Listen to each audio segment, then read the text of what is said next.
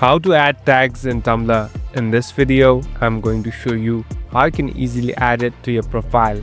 First of all, open the application.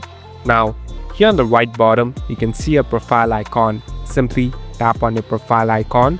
Now, here on the right top, tap on Settings. So now, we're in the Settings interface. This is the place where you can find and customize different options.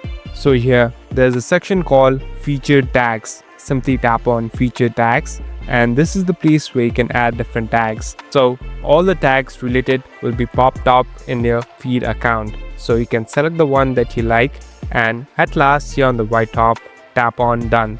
So the tags has been added. Thank you for watching this video. I hope this video will help you.